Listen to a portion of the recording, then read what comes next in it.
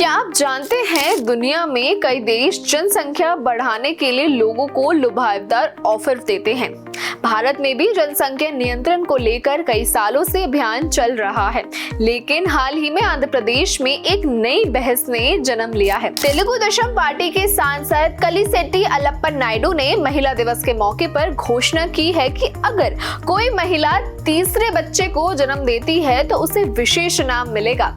अगर लड़की हुई तो 50,000 रुपए मिलेंगे और लड़के होने पर एक गाय दी जाएगी। इस घोषणा ने पूरे आंध्र प्रदेश में हंगामा मचा दिया है, लेकिन आंध्र प्रदेश इस तरह के प्रस्ताव को लागू करने वाला पहला राज्य नहीं है।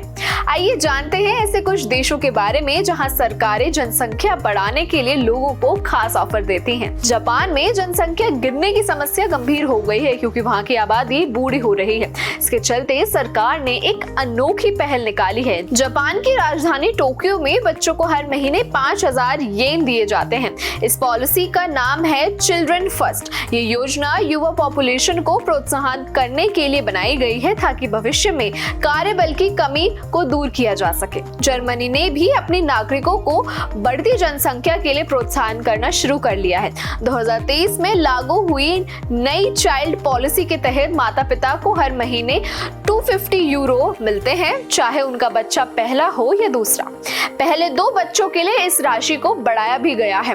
ये पहले एक तरफ से परिवार को आर्थिक मदद देने के लिए के साथ साथ बढ़ती जनसंख्या की दिशा में एक कदम है।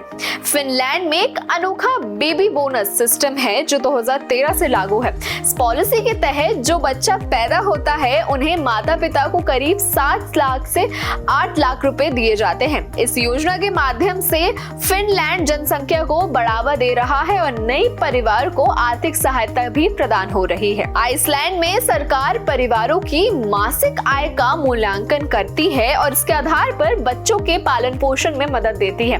पहले 18 सालों के दौरान बच्चों की देखभाल के लिए परिवार को उसकी मासिक सैलरी का 80% मिलता है।